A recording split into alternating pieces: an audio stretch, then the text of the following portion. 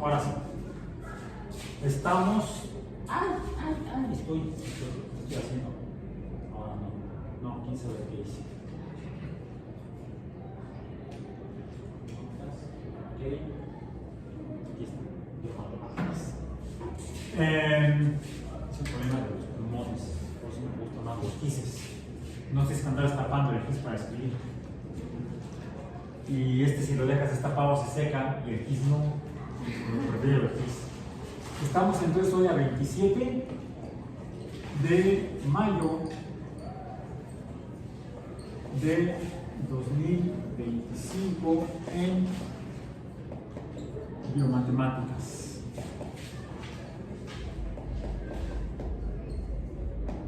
Uno, no cualquier biomatemáticas, biomatemáticas 1, que comenzamos entonces formalmente el programa abordando un tema que es el de conjuntos. ¿Qué es eso? Ayer hablábamos un poco de aspectos históricos, cómo surgen las matemáticas, dónde surgen las matemáticas, a partir de qué, a partir de la concepción. Algunos dicen que es natural. Incluso hay otros organismos, otros seres vivos que también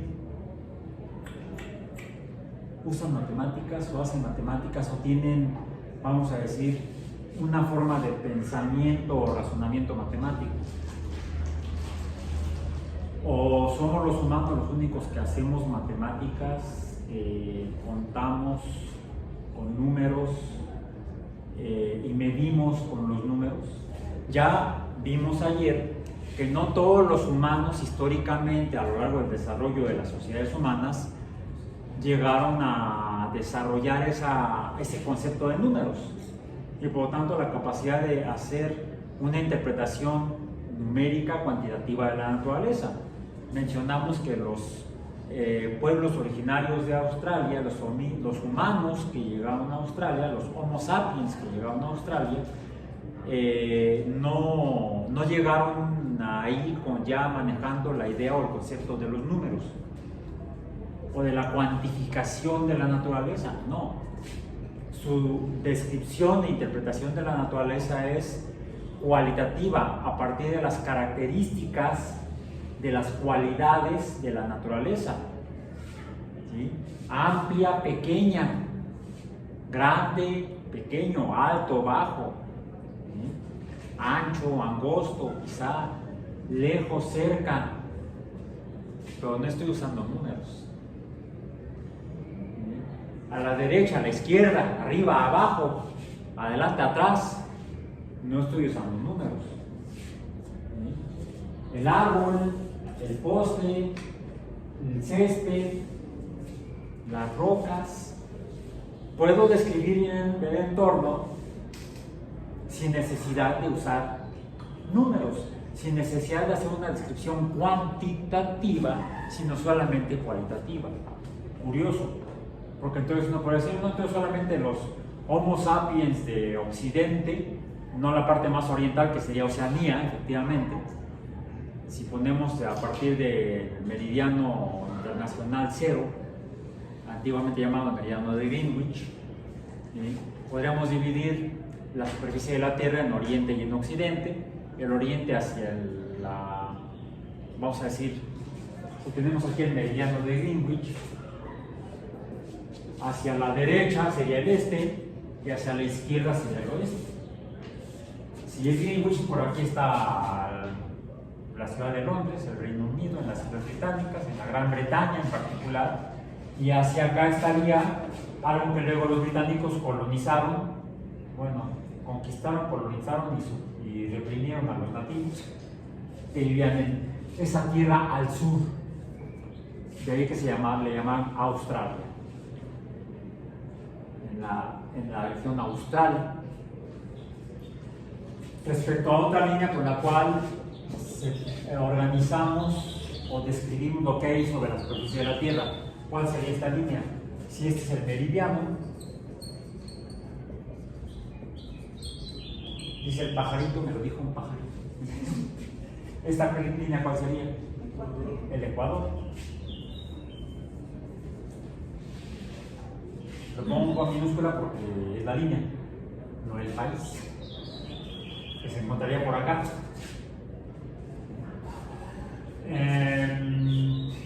Ok. Y a la parte que está arriba del Ecuador le llamaban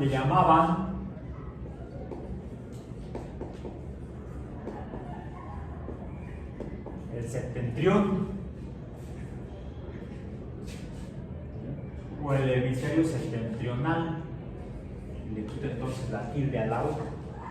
Este sería el hemisferio septentrional, H septentrional, y el que está por debajo del Ecuador sería el hemisferio austral. Y entonces a una masa de tierra que se encuentra por acá, grandotota, a esto le llamamos la tierra de la región austral o Australia. Sí, es para reírse, capaz si hay ruido de afuera. Y por acá, un poco más hacia la izquierda en este dibujo, estaría acá, no aquí. Esto sería donde imperó el emperador Qin, que tuvo una serie de descendientes que fueron también gobernantes, de ahí de la dinastía Qin, que da lugar y da nombre a lo que ahora aquí existe como nación. ¿Cuál es? China. Tendría que ser con X, China. Pero bueno, lo deformamos en español y en casi todo el mundo en China. Entonces, China no es lo más oriental, y hacia acá sería el oriente, y hacia acá sería el occidente.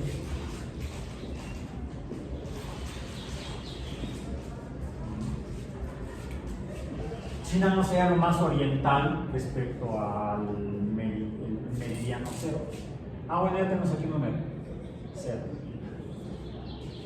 0 grados, porque la Tierra es esférica. Entonces esa sería una representación plana de una esfera, de la superficie de una esfera, que tendría en total de aquí, la vuelta completa sería de 160 grados.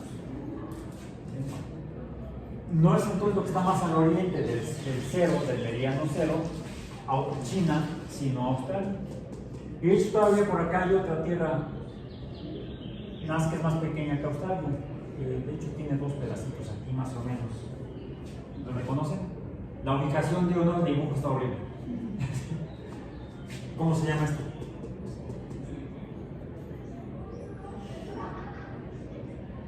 Donde filmaron las películas de El Señor de los Anillos. Las filmaron aquí, en Nueva Zelanda. ¿Sabes que terminaba con ANDA, sí. No, la ANDA era la Asociación Nacional de Actores Mexicana. El sindicato de actores, vamos a ver. Entonces, esto sería Nueva Zelanda, New Zealand. Y tenemos aquí estudiantes de biología, ¿verdad?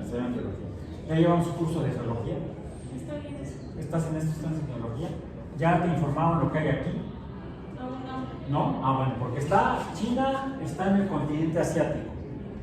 Australia y Nueva Zelanda, formalmente, junto con las islas que hay acá, es lo que se conoce como el continente de Oceanía. El continente oceánico, son puras islas, a diferencia de las grandes más acá. Aquí tendríamos en esta región, de hecho, aquí estaría África. Hacia el septentrión estaría Europa. Hacia el occidente estaría América. Y aquí, en el extremo más austral del hemisferio austral, no estaría el continente austral, es el país. El continente más austral es la Antártica. Pues resulta, dicen los geólogos, ¿cuántos continentes serían? América 1, África 2, algunos manejan Eurasia 3, Antártica 4 y Oceanía 5, los 5 continentes. Algunos dividen con el pretexto de la cordillera de los Montes Urales a Europa de Asia, pero es una sola masa, tierra continua. Cierto, aquí está el pedacito en el que se juntan en Suez, Asia con África, pero es un pedazo. Serían 5 continentes, solo dicen que son 6. Porque se ha encontrado por debajo del nivel del mar,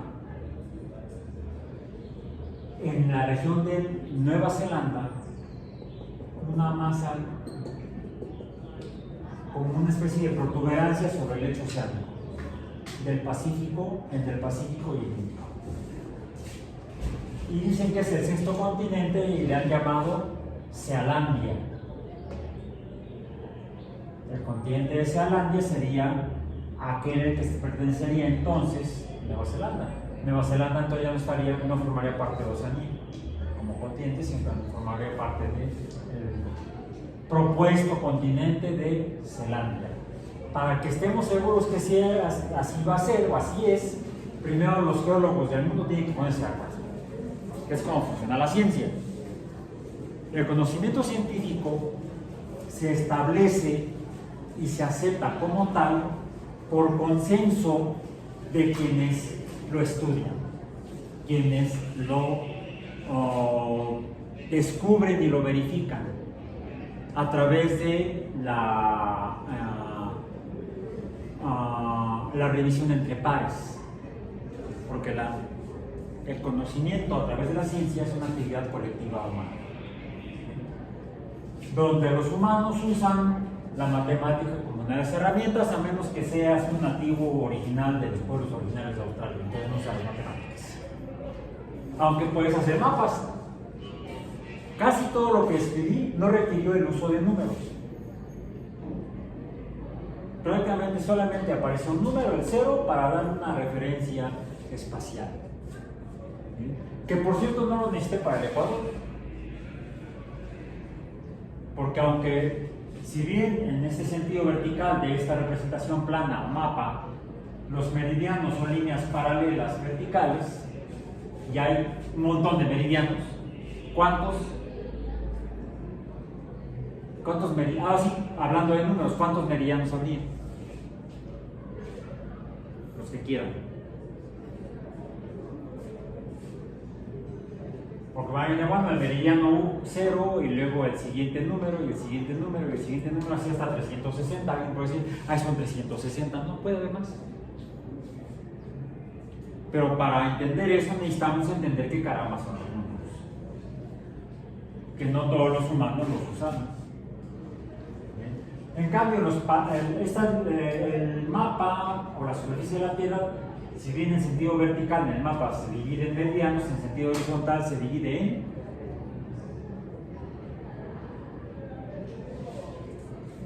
¿para quién sería eso? Paralelos. ¿Los conocen a los lelos? Los paralelos serían las líneas, vamos a decir, perpendiculares a los meridianos en el plano de la representación de la plana de la superficie esférica de la Tierra, que más bien los meridianos serían como gajos, no serían líneas paralelas, serían gajos. Si las vemos como planos en alguna representación donde deformamos la superficie de una esfera en una superficie plana rectangular.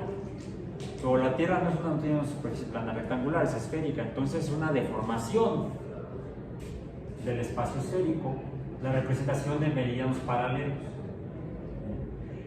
En cambio, los paralelos sí son paralelos, porque son líneas que se trazan no como los meridianos que se trazan de polo a polo,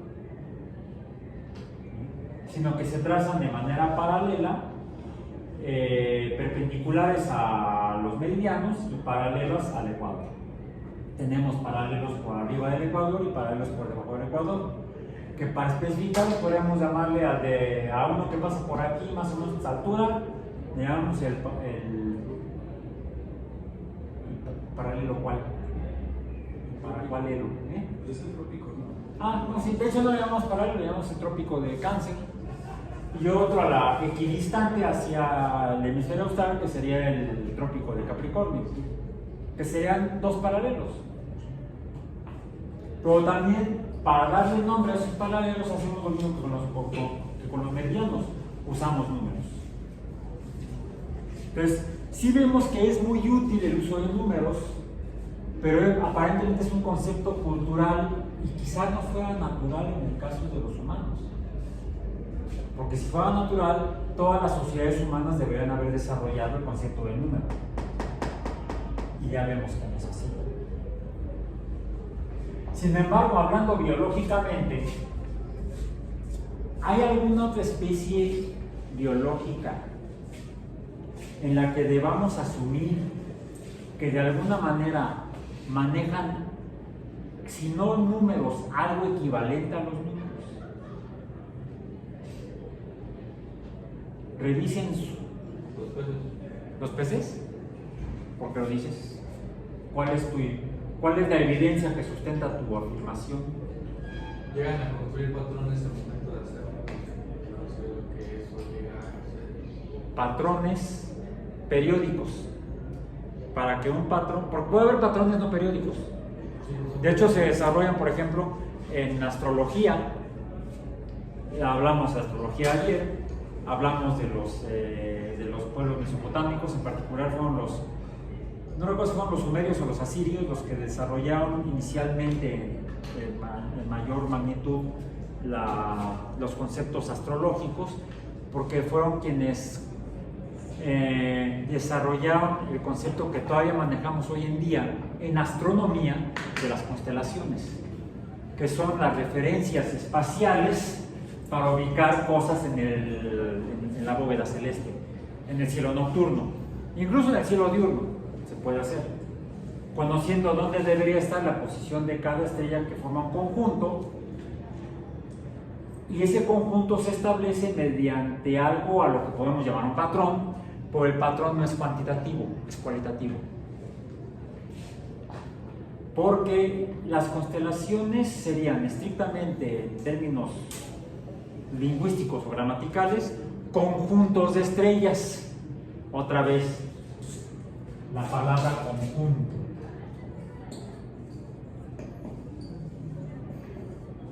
En astrología son conjuntos de estrellas las constelaciones.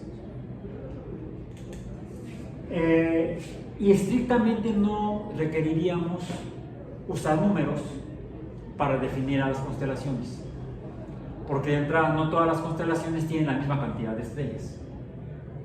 Las constelaciones son conjuntos de estrellas, las cuales siguen patrones. Con base en ciertos patrones se establecen esos conjuntos llamados constelaciones. Pero ¿qué patrones son? ¿Qué tipo de patrones son? ¿Serían patrones cuantitativos o numéricos? ¿Recuerdan alguna constelación? ¿A alguno de ustedes que sea aficionado a la astrología moderna? ¿Se vale? Alguna de mis hijas le encanta la astrología y luego la escucho platicar con sus amigas y no, que sí, que Leo y que Tauro y que no sé qué más. Entonces, vamos, está bien, es cultura y es una forma también de relacionarse con otras personas. Que eso viene de la antigua astrología, la cual era una ciencia. Actualmente la astrología no la podemos calificar como una ciencia. Es más bien es una especie de cultura. ¿Sí? Son conceptos culturales ya realmente. Pero manejan inicialmente los mismos conjuntos que manejaban los astrólogos matemáticos de la antigüedad. Yo sí no escucho a mi hija y sus amigas hablar matemáticamente de la astrología, nada más hablan de las emociones, con quién se llevan y con quién no. Ese es otro asunto. Pero, ¿cuáles son los patrones que tomaron los asirios o los sumerios para establecer a los conjuntos llamados constelaciones? ¿Son patrones numéricos? ¿Sí o no? ¿Recuerdan alguna constelación que pueda ser del zodiaco, que son las que más maneja la gente aficionada a la astrología actual, llamemos la astrología moderna? Que por cierto, no son solamente esas las del zodiaco, las constelaciones que concibieron tanto los asirios y los sumerios como otras sociedades en la Tierra. Los egipcios tenían sus propias constelaciones y los griegos también. Algunas las tomaron de los asirios porque vivían más o menos todos juntos por aquí, no déjenme ver, no, por acá, más o menos. ¿Sí? Aquí estaría África, si no me equivoco, queda más o menos como así. Más o menos. ¿Sí? Si ahorita googlean o encuentran un mapa, un planisferio, me corrigen, por favor. Entonces aquí estaría Europa. Aquí está España, Francia, la península itálica y todo lo demás, más o menos así. Por acá Escandinavia, y por acá se cierra, y hacia acá estaría Asia, más o menos la península arábiga, luego aquí la India, y más o menos ya me quedé corto por acá. Y entonces este es el Océano Índico, y Mesopotamia está por acá. Ahí están los dos ríos, el Tigris y el Éufrates. O sea, que está todo chueco el mapa. Los hacen mejor los australianos que yo.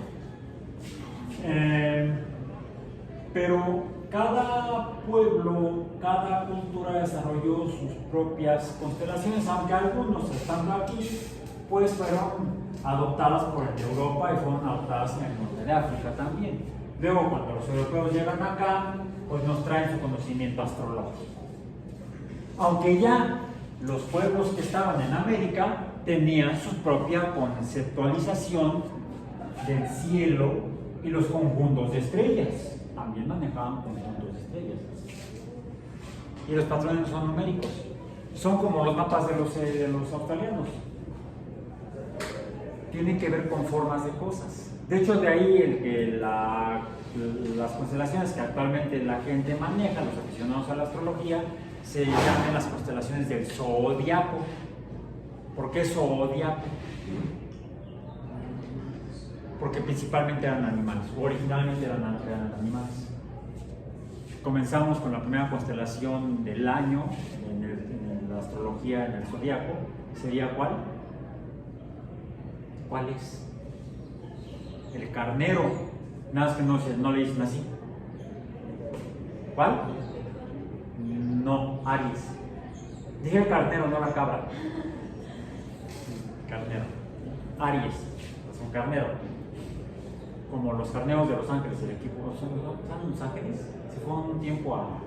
No se fueron los Raiders. No sé. Ya hace mucho que no veo la NFL y los equipos de fútbol que ya están hasta no sé dónde. Están los Pericos del Puebla. Ese era un equipo de béisbol en México.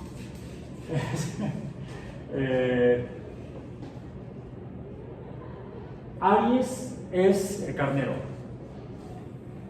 ¿Por qué? Porque quizá los asirios vieron un grupo de estrellas, vieron estrellas y como jugando a junte los puntos, pintaron ahí un carnero en el cielo. Y por allá, pues allá está el otro, está un toro, Tauro. Y luego, ¿cuál sigue? Por cierto, ahí ya está transformado porque no es la constelación original que manejaban los asirios, sino algunas que metieron ya los griegos, los gemelos. ¿Cuáles? Géminis. Y luego de los gemelos, Cáncer o Leo, no me acuerdo. Cáncer. El cangrejo. El cangrejo. Luego del cangrejo, Leo, el león. Luego, si es el león, a lo mejor luego sigue. ¿Sí? ¿No seguía el cerdo salvaje? Estaba pensando en el Rey León, en Simba, y en Pumba y en Timón. Ok, bueno. Entonces, hay un zoológico de animales allá arriba. Sí, un zoológico no tiene que ser animales, ¿no? Hay un zoológico inicialmente en los primeros modelos de los patrones que usaron para establecer las constelaciones. No es numérico porque varía el tamaño del bicho y el número de estrellas que hay en cada constelación puede variar. Entonces, las constelaciones, como en el caso de los australianos, no se basan en patrones numéricos. Sin embargo, dices que los peces, o algunas especies de peces, parece que tienen conductas relacionadas con patrones que podrían ser cuantitativos. Si no consideramos, por ejemplo, los individuos, podríamos considerar a los elefantes, que sí tienen la noción de cuántos individuos hay en un grupo. Los elefantes. Los monos, igual también. Pues yo sí, ya hay unos. Los monos y unas monas. Los monos, por ejemplo, llegan a reconocer. A ver, ¿monos o simios? Bueno, chimpancés. Ah, ok. Somos biólogos. Si no, nos va a pasar como con el profesor allá de Lima, que son los chícharos. ¿Sí? Ok, entonces, chimpancés. ¿Chimpancés, no bonobos? ¿Mande? Los chimpancés y sí, los bonobos, ¿no? Ajá. Llegan a reconocer secuencias o. Parece que sí. Y no solamente esos que serían mamíferos, los cuales sean vertebrados, como los peces, sino si han visto que las abejas se comunican, las obreras con las demás obreras, para informarles dónde hay alimento, dónde se ubica, a qué distancia. Ya estamos hablando de magnitudes. Y cuando hablamos de magnitudes hablamos de cantidades. Porque además tienen que llegar exactamente con exactitud y precisión al lugar donde está el néctar. ¿Dónde está? Por allá. Bueno, ¿y dónde? Pues allá, pues lejos. ¿Qué tan lejos es lejos? Las abejas deben manejar algún concepto de tipo cuantitativo. No solamente en cuanto a la distancia a la que se encuentra el alimento, sino si es para allá, pero para allá, ¿cuánto? ¿Qué tan para allá o qué tan para acá? Y además lo hacen con relación a la posición del Sol. Y pues bueno, el Sol también se mueve, cambia su posición respecto a la nuestra en la superficie de la Tierra. Entonces también deben manejar números para medir no solamente magnitudes espaciales, que sean distancias, sino también magnitudes temporales. Mucho cuidado cuando hablamos de inteligencia humana. Bueno, quizá no somos tan inteligentes como pensamos, ni somos los únicos seres inteligentes en la Tierra. Incluso en cuanto al uso de conceptos matemáticos. El primer concepto matemático importante es entonces, para los humanos, y podría ser para otras especies, el número, o los números. Ya mencionamos que entonces los números, comenzando por el número 1, fue probablemente desarrollado ese concepto en el continente africano. La evidencia física verificable es el hueso de Ishan. Y además en diferentes regiones, en la India, en Arabia, en América, diferentes sociedades desarrollaron conceptos numéricos, no todas, pero sí muchas. Bien. ¿Qué es un número?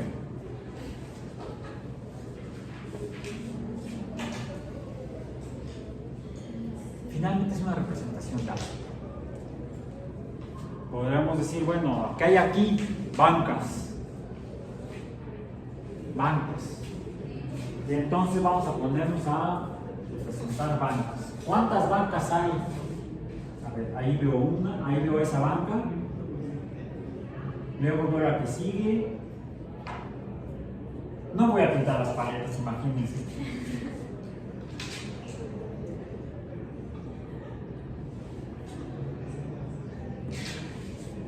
mejor. ¿Cómo le hicieron? Esto se parecería al hueso de Ishango. ¿Ya vieron, lograron ver alguna imagen del huesito de Ishango? En el video de la historia de uno ahí lo muestra. No sé si el original o una reproducción. ¿Sí? Entonces, ahí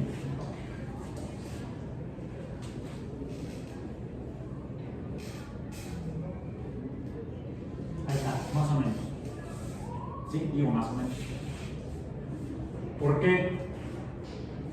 En realidad yo lo que necesitaría para decir cuántas bancas hay sería traerlas todas para acá y ponerlas. Esos serían los objetos. Esos son los objetos, las bancas. ¿Estas son bancas?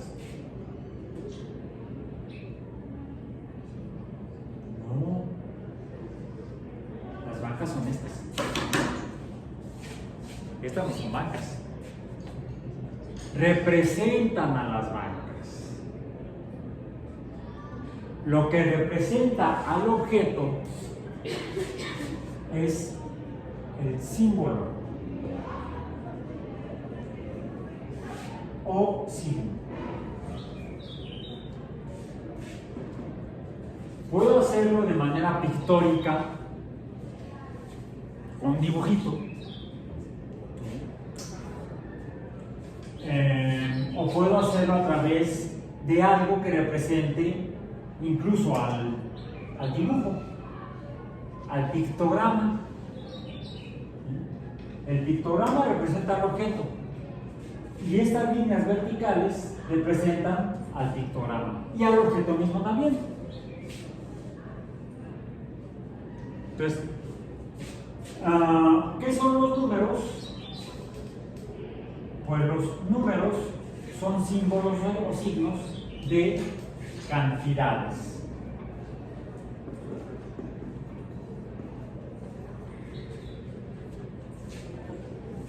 E incluso los símbolos pueden no ser dibujos.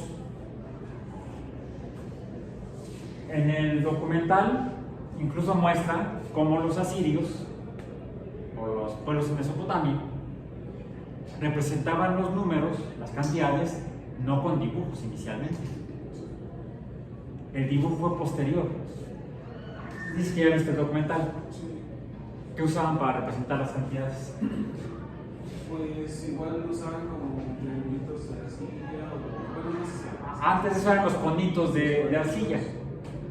Y justamente antes era el también creo que el hueso. Ajá. En el hueso eran las rayas. Luego llegamos a Mesopotamia y ahí lo hacen con conitos.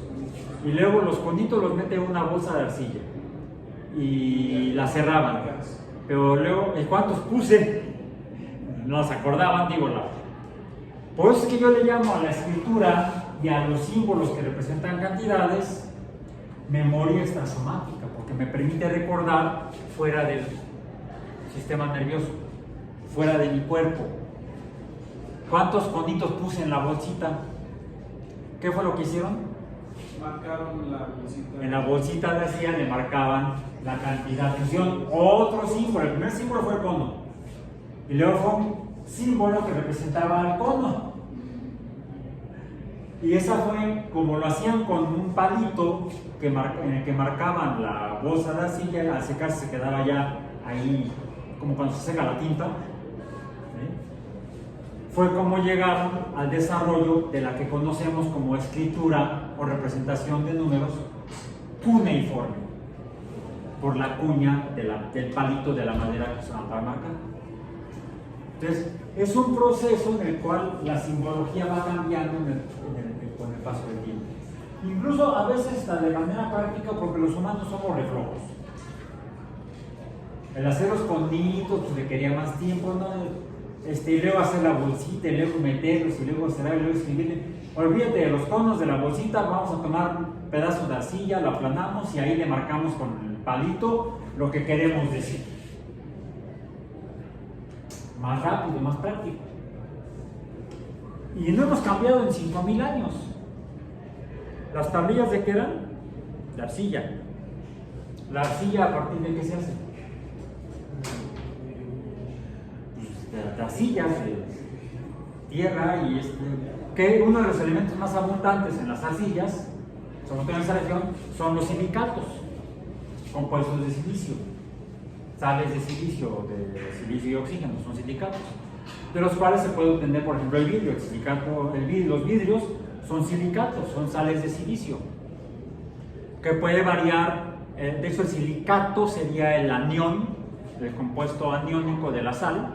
Una sal es un compuesto que se forma por dos partes químicas, es una sal y un ácido, químicamente, bueno, una base y un ácido me forma una sal. ¿Sí? Y cuando deja de ser ácido para convertirse en sal es porque el hidrógeno o protón ácido es reemplazado por un elemento químico metálico. ¿Cuáles elementos químicos metálicos? Pues acuérdense de la tabla periódica, si no se acuerdan la pueden googlear. ¿Sí? Siempre traigan su tablita periódica, no salgan sin ella de casa. Y en la tabla periódica tenemos a los metales acá, del lado izquierdo. Si es mi mano derecha, estoy yendo para allá, es su lado izquierdo. En el lado izquierdo de la tabla periódica están los elementos metálicos. En el lado derecho están los no metales. Y están en orden, hay un patrón en el que tardamos miles de años desde que empezamos a hacer química a finalmente organizar los elementos químicos en la tabla periódica. Fue hasta el siglo XIX. Mendeleev en Rusia, todavía era Rusia, no era todavía la Unión Soviética. Mendeleev en Rusia organiza los elementos químicos y aquí están los metales. La primera fila son los metales alcalinos, luego los alcalinoterios, luego los de transición, etcétera, etcétera. Y los silicatos más abundantes son los que, además del silicio y el oxígeno, tienen, por ejemplo, metales alcalinos y alcalinoterios. ¿Cuáles son? Pues el litio, el sodio, el potasio, el rubidio, el cesio y el francio son los alcalinos. El bario, el berilio, el estroncio, el calcio, el magnesio, si no me equivoco, son los alcalinoterios. Entonces podemos encontrar silicato de sodio, silicato de potasio, silicato de calcio, etc. Son diferentes tipos de silicatos, a partir de los cuales se obtienen los vidrios. El vidrio o los vidrios son silicatos. Y hace 5000 años usaban para escribir arcillas de sílice, silicatos. No hemos cambiado en 5000 años, lo seguimos haciendo. Escribimos en tablillas de arcilla. ¿Qué es esto? Vidrio. ¿Qué es? Silicato. Tanto avanzar para llegar a avanzar. Bueno, ok. Entonces, finalmente, ahí representamos los símbolos que representan a los objetos reales. Los números son representaciones, signos o símbolos de cantidades de objetos. Siendo el objeto lo que existe en la naturaleza. Los símbolos son representaciones de los objetos. Y podemos tener diferentes símbolos para lo mismo. Esto puede ser sillas, que representan a las sillas. Y estas líneas que son, para mí, son sillas. Para eso tenemos que ponernos de acuerdo. ¿Qué representa el símbolo?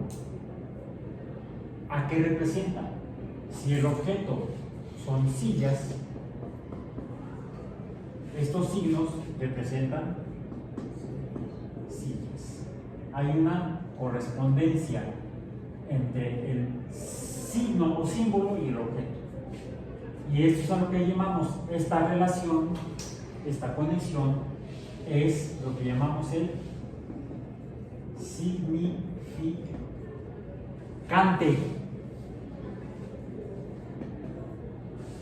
En lenguaje español coloquial de la calle, el significado. Lo llamamos significante desde un punto de partida filosófico. la rama de la filosofía que estudia los símbolos, que es la semiótica. La semiótica es el estudio de los símbolos y lo usamos para interpretar en matemáticas los números. ¿Sí? Porque los números son símbolos o signos de cantidades de objetos. Que los objetos pueden ser reales, de la naturaleza,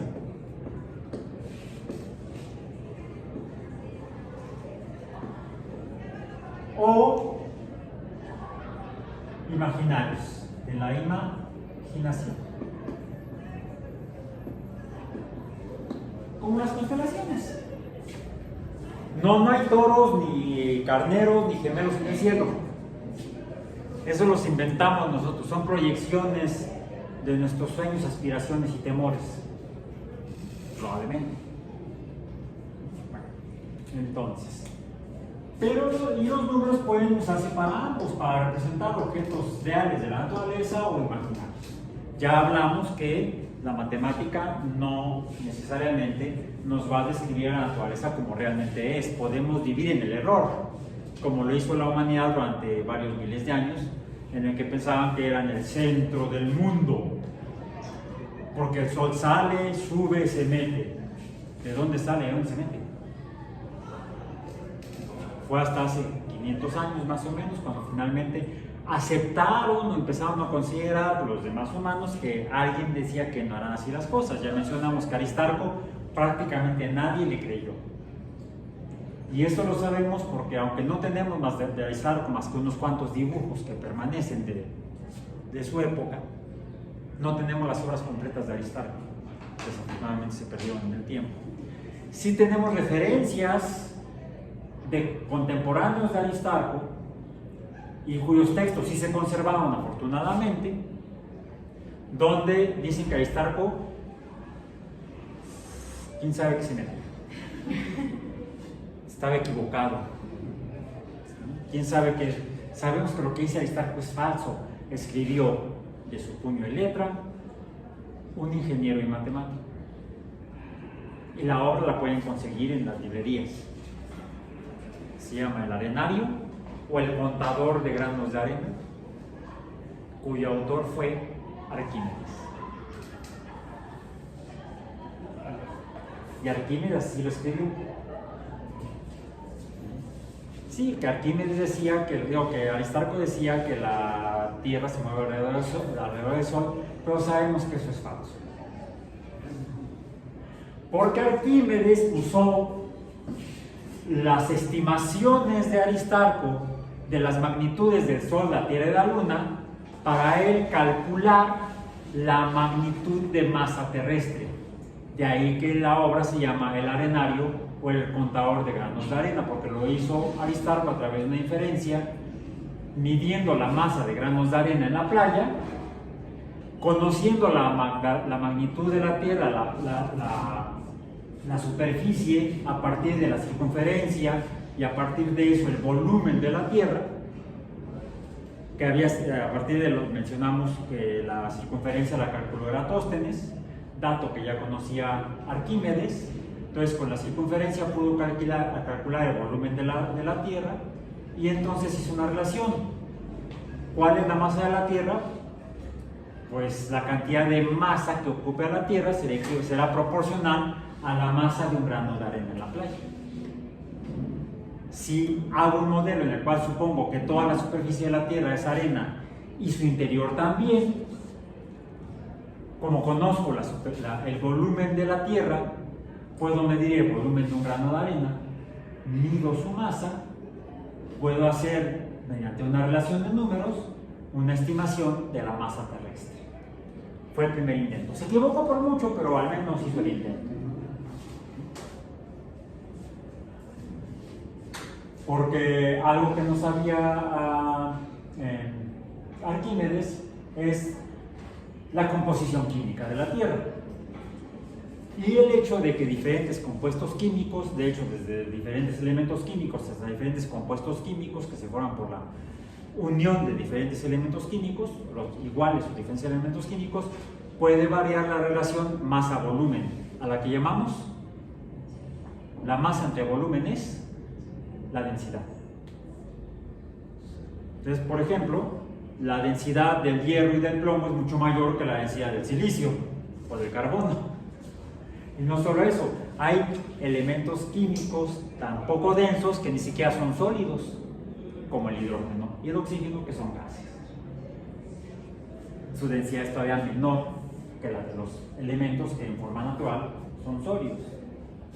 E incluso combinaciones diferentes de elementos formando compuestos químicos diferentes van a dar materia con densidades distintas. Entonces fue por eso que quizá le falló por mucho a Arquímedes el cálculo de la masa terrestre. Pero que les digo, como primer intento fue un muy buen intento. Como interpretación de lo que hacía el trabajo del colega, fue una muy mala interpretación del trabajo de Aristarco. Y tuvimos que esperarnos como 1500 años, 1700 años, a que Copérnico,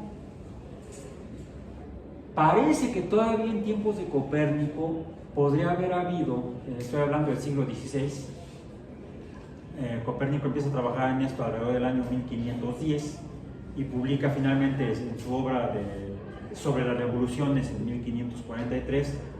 Bueno, terminó de trabajar en eso en realidad un poco antes, porque ya para 1543 ya estaba paralizado de la mitad del cuerpo por una embolia que había sufrido, y es por eso que un discípulo de él es el que se encarga de dirigir la impresión del trabajo sobre las revoluciones, que sale finalmente de la imprenta en 1543, donde él propone que efectivamente la Tierra se mueve alrededor del Sol, y además de este movimiento de traslación presenta otros dos movimientos, de rotación y el de la precesión de los equinoccios. Es hasta entonces cuando empezamos a dudar de que la Tierra sea el centro, como suponían todos los pueblos antiguos.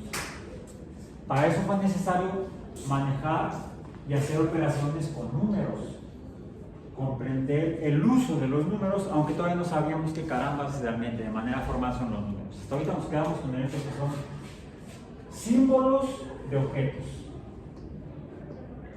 Y en particular, aquí tendríamos que ir a otras representaciones de los números. Eso sería muy pictórico, como quizá es lo que vemos en pinturas rupestres. Yo les llamaría antiguos textos científicos, mientras que a la mayoría de los profesionales que se dedican al estudio de las pinturas rupestres les llaman arte. Será porque mi prejuicio es como científico.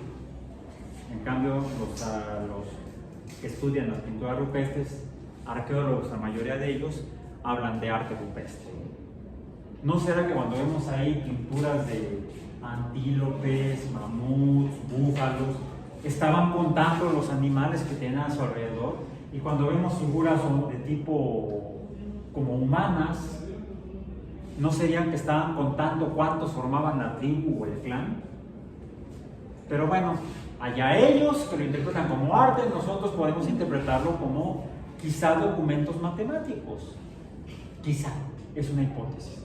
El problema es que no sabemos cuál es el significante de esos dibujos. No dejaron el instructivo, tan descuidados, chamanos. Pueden ser los símbolos, pueden ser pictóricos o pueden ser más simplificados, como las rayitas del hueso de Ishango. Pero con el pasar de los miles de años ya encontramos representaciones más formales de números. En el caso de los asirios y los sumerios, marcas cuneiformes. En el caso de los egipcios, tienen una combinación medio interesante en su escritura y en su escritura numérica también. Porque hay tanto líneas muy simples como dibujos muy elaborados, en lo que llamamos jeroglíficos egipcios. Denle ahí una revisada en diferentes documentos a los diferentes símbolos que usaban, por ejemplo, en el noreste de África, en Egipto, para la representación de símbolos fonéticos, letras, palabras, como para representaciones numéricas. Les digo, y no todo tiene que ser histórico o gráfico, ¿sí? Dibujos, sino que también desde que hablamos y mencionamos de manera hablada números o cantidades, estamos también usando signos o símbolos, pero no son gráficos, son sonidos. Por ejemplo, si yo les digo 1, 2, 3, 4, 5, 6, 7, 8, 9, 10.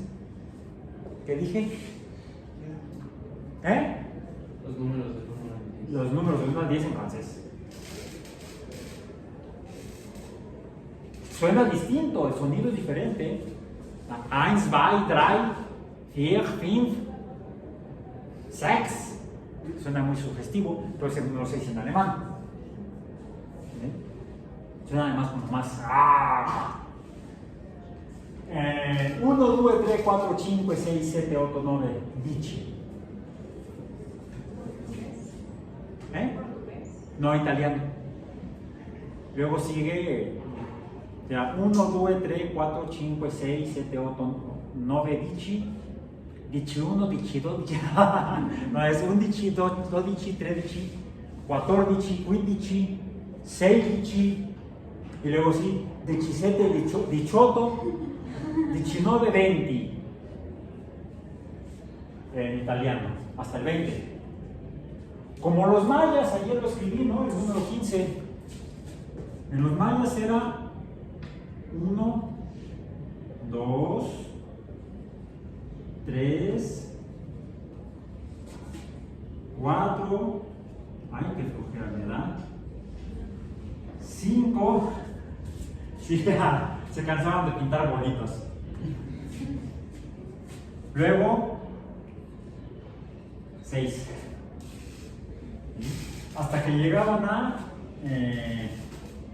son como los de aquí, puntos suspensivos. 20. ¿Sí? Fíjense, esto ya es en América, acá, en Europa, en el Mediterráneo.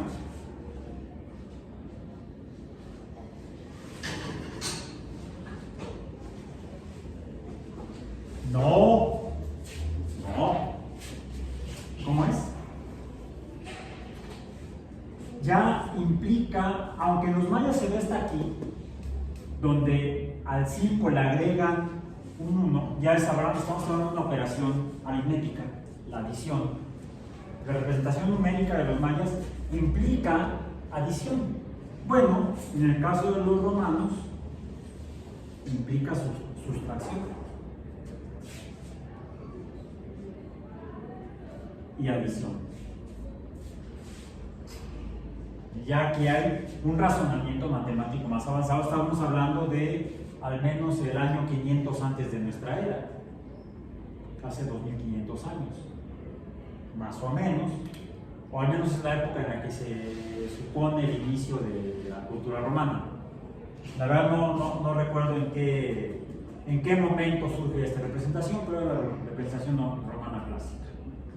¿Sí? Entonces, por ejemplo, ¿cómo llegaría un legionario romano a pedir chelas a la cantina? Llegaría: cantinero, 5 cervezas.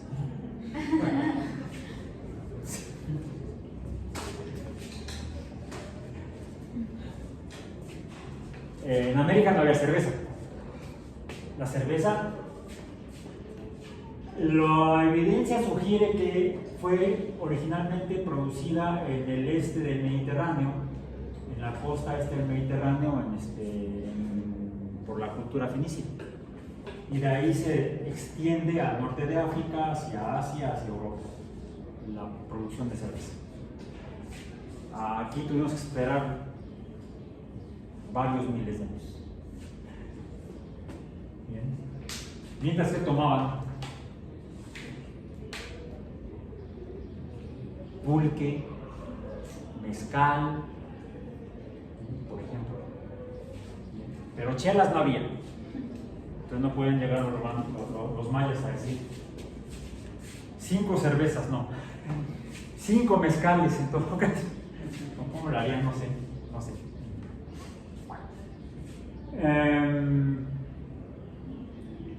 Y esta se usó en Europa hasta entrado hasta el siglo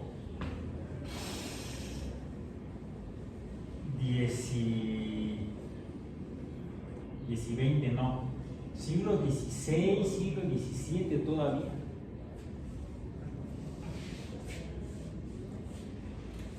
Siglo XVI, sí, siglo XVI, 1500, 1600, siglo XVII, porque todavía, si ven la portada y si ven los cálculos algunos cálculos, algunas asignaciones numéricas en los principios matemáticos de la filosofía natural de Newton, de 1686, usa todavía mucho los números romanos.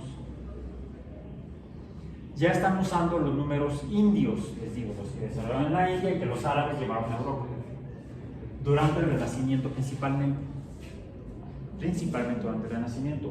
Por eso es que en el siglo XVI, cuando Copérnico estaba desarrollando su modelo heliocéntrico y se publica en las revoluciones de 1543, los cálculos están hechos con números romanos. ¿Cómo le hizo? Era un genio Copérnico. Bueno, estudió matemáticas en la Universidad de Cracovia. Se matriculó en 1492. El mismo año que llegaron los europeos a estas tierras. Bueno, a las islas de estas tierras.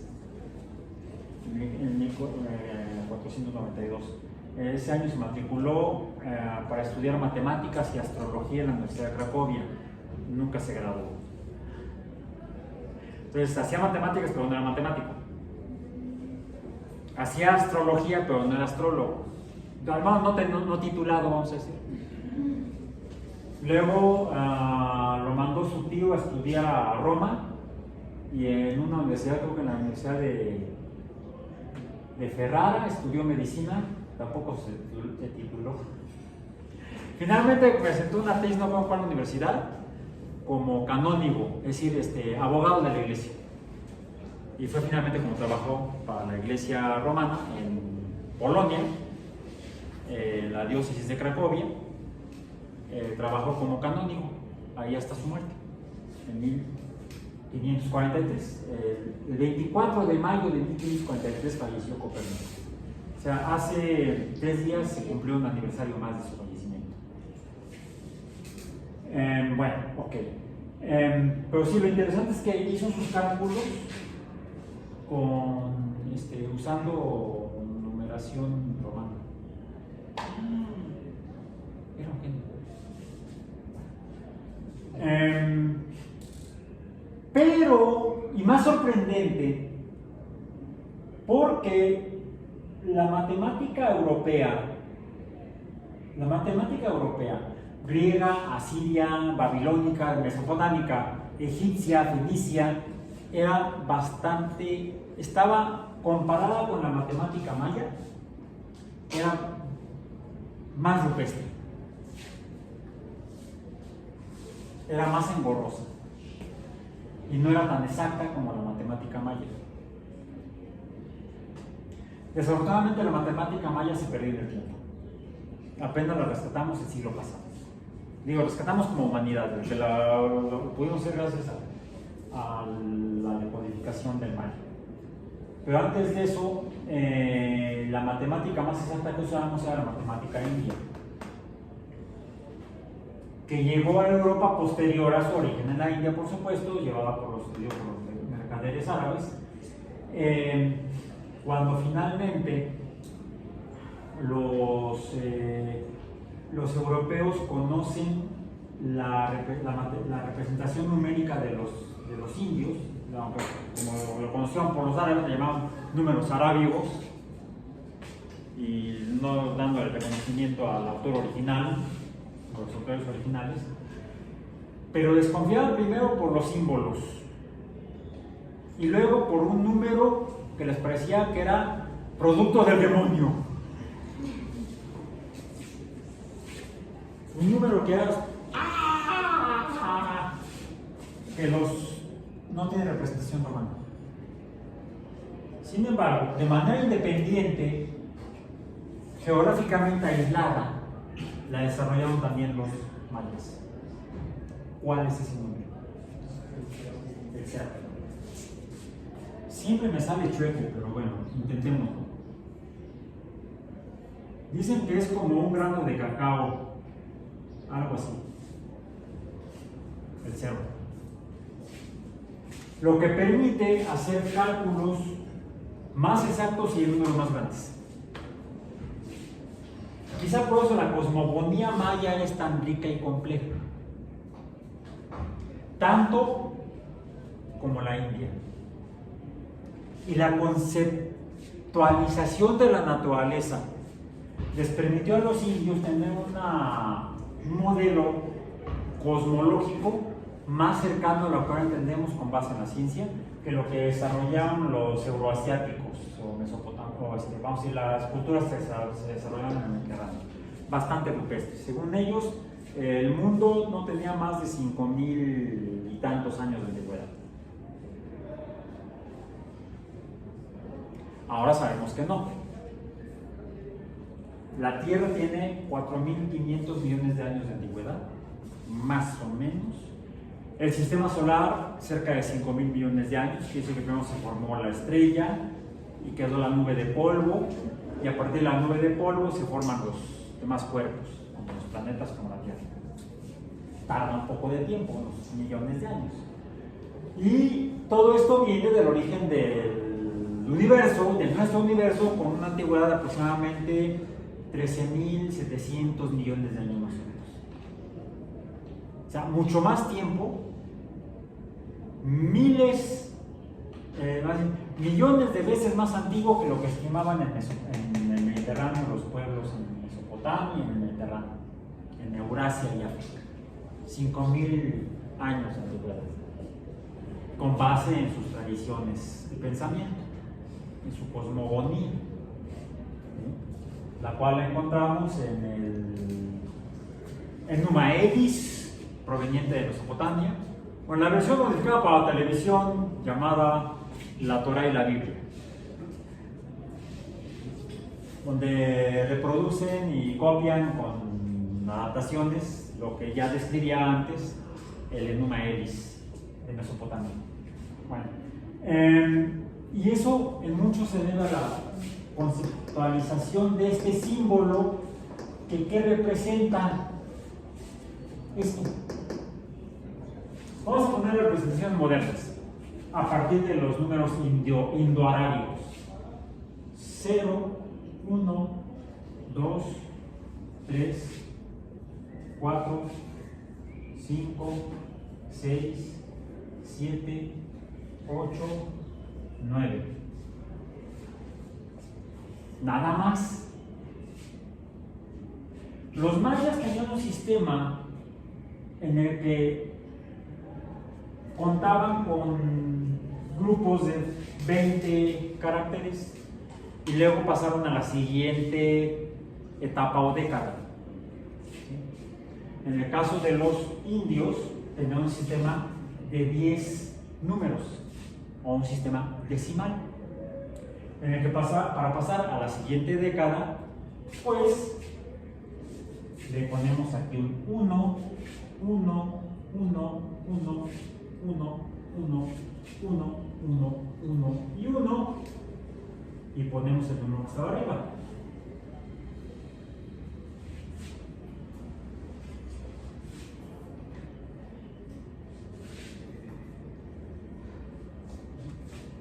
Y así pasamos a la siguiente década, etc. Si no, voy a tener que pintar en el pizarro, en los ladrillos, y me van a regañar. Me van a decir el profesor grafitero. Estos son los números que usamos para contar cosas completas como bancas completas, ¿sí? mesas completas, personas completas, bisontes completos, antílopes completos, semillas de cacao completas. O podría ser nada más media semilla, un pedazo de semilla de cacao. Pero entonces tenemos que acudir a otro tipo de números. Y podemos entonces entender que puede haber diferentes tipos de números. No sé cómo le hacían los romanos, porque desafortunadamente en la escuela, en el sistema educativo mexicano escolarizado, no nos enseñan la matemática romana. Sería interesante para poder leer mejor el libro de Copérnico. Es un mamoteto de este pelo. Así. No sé cuántas páginas tiene, no las he contado, aunque tampoco me he fijado al final cuál es el último número. La última página de la revolución de Copérnico. Bien. Donde Copérnico, a partir de la medición de los periodos de repetición de los planetas respecto a las constelaciones, llega a la conclusión de que se mueven en diferentes periodos, como ya lo habían estimado antes los astrólogos asirios, sumerios, babilonios, mayas, indios. Todos sabían que los astros se mueven periódicamente. Hay patrones cuantitativos, patrones numéricos. De hecho, aquí lo que vemos son patrones. Hasta aquí. Y luego empezamos con patrones de rayas. En el caso de los romanos, patrones de líneas verticales, diagonales. Aquí ya pues ¿no? Porque llegamos al 10, el que seguiría aquí, para el caso de los romanos sería sería el 10. Y luego el 11, ¿cómo seguiría? Le añadirán al 10 un 1. Y luego para llegar al equivalente maya, lo hacían con censura, 2x. No, 10 y 10 serían 20. ¿Cómo escribiríamos el año actual en números romanos? El 5 es así. El 20, 25, ya tenemos el 25. Y luego el 100% no se pone. El 100 sería una C. El 1000, una M. Pero como es 2000, entonces sería M.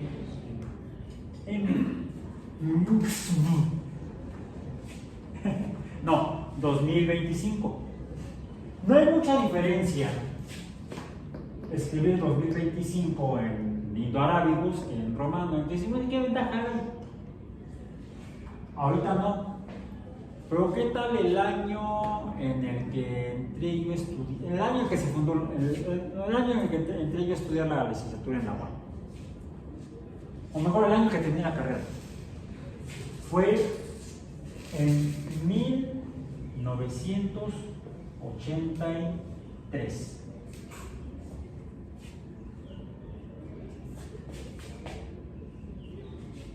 No, mentira, tengo que empezar con la N. Tengo que empezar con la N. Bueno, será nada más una, porque fue el siglo pasado. El siglo pasado. Sí, soy un ente del siglo pasado. ¿Qué edad tienes? 20. ¿Perdón? ¿Tu edad? 29. 29. Bueno, sí, ya somos del mismo siglo. Alguien que haya nacido, cualquiera que tenga 26 años es del siglo, o más es del siglo pasado. Sí somos del siglo pasado. Sonamos como muy antiguos, ¿no? Bueno, el 900. ¿Cómo será el 900?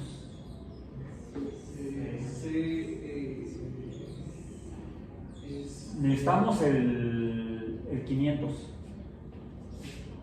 No. O no, déjenme más interesante. Entonces va a ser más, nos va a simplificar esto, ¿no? El año de la publicación del origen de las especies. Decíamos que fue en 1859. Ahí está, mejor, 1859. ¿Por qué? Porque me veo obligado a usar el 500, la D. 800 sería D, C, C, C. 500 más 300 me da 800. 50, bueno, aquí me lo simplificó L, pero el 9 es así. Tengo 4 caracteres contra 1, 2, 3, 4, 5, 6, 7, 8 caracteres. O sea, para números, algún tipo de números, la escritura de con los símbolos romanos, con los signos romanos, se hace engorrosa. Entonces, esto ya brinda una ventaja el uso de los números indoarábicos. La otra es para las operaciones.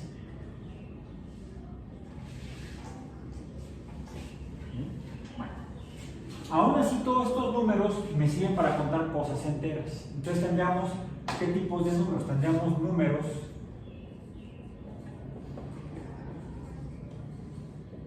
enteros que sirven para contar, ¿sí? Y los números para contar son todos estos. Y por eso se llaman, contar cosas naturales, se llaman también números naturales. Bueno, alguien puede decir, bueno, los naturales son enteros, sí, pero hay otros números que no están aquí. Estábamos hablando de años, ¿no? El año en el que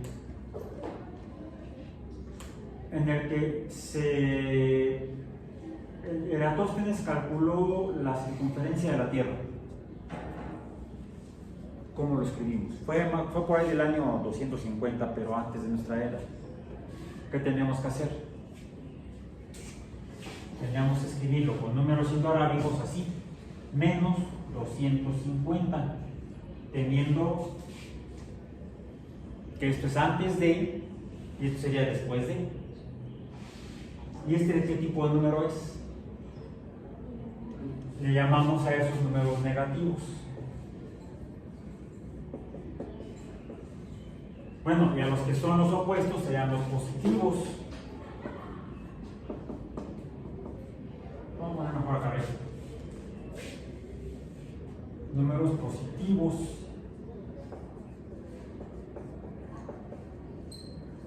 Y hace rato dicen, bueno, ¿y qué tal que no tengo un grano de cacao completo, sino nada más un pedazo? O que quizás se partió en dos y me quedé nada más con uno porque el otro me lo comí. Entonces, ¿qué tengo? Tendría yo, si tengo la semilla de cacao y la corto aquí, me quedo luego con, ¿qué es esto? Esta sería la semilla entera y esta no sería la semilla entera. ¿Sería qué?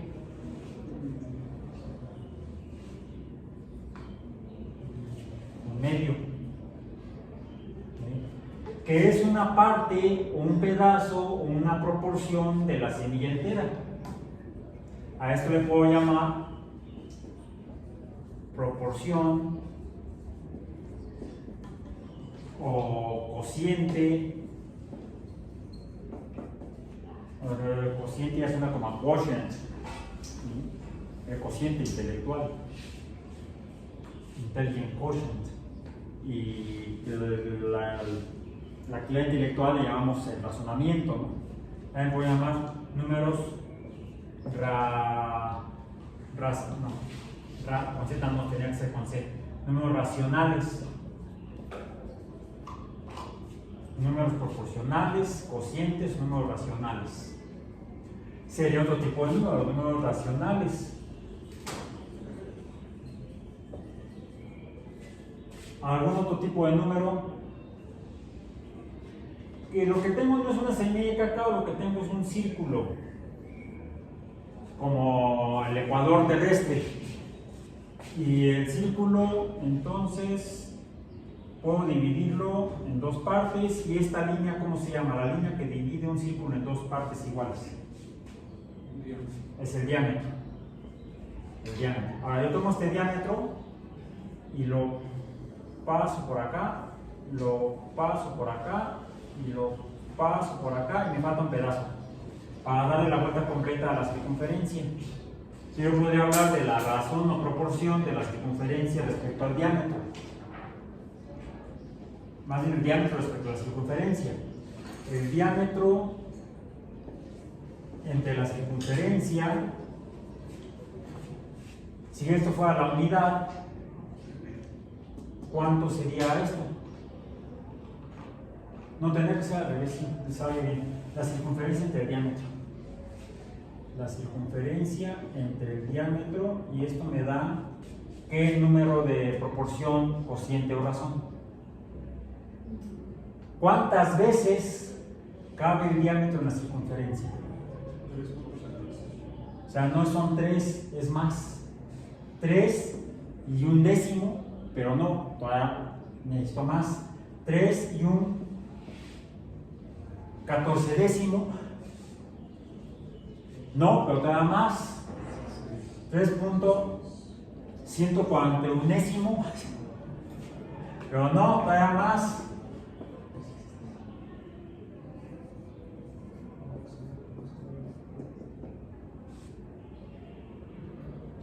De hecho, no sé cuál es el último número aquí en la fila. Y esto ya no es entonces un número racional. Esto no es racional. Le llamamos a esos números irracionales. Es más, para este le llamamos de otra manera. ¿Qué nombre le ponemos? Matarile. Le ponemos pi, matarile. Ese nombre sí me gusta, matarile. Ok, bueno. Es por eso que es necesario entender, o era necesario entender qué caramba son los números, porque podemos encontrar diferentes conjuntos de números. Y estamos hablando entonces de conjuntos numéricos. Y finalmente llegamos a mencionar el tema de esta clase, los conjuntos numéricos. ¿Qué son los conjuntos numéricos? Son entes, objetos, con características comunes que podemos agrupar en grupos llamados conjuntos. Algo similar a lo que hizo Linneo cuando se puso a organizar los seres vivos. Y esto apenas lo empezaron a hacer los matemáticos, ahí sí les ganamos los biólogos, en la segunda mitad del siglo XIX. Vamos a seguir revisando los conceptos relacionados con la teoría de conjuntos, pero será pasado mañana. Por hoy acabamos.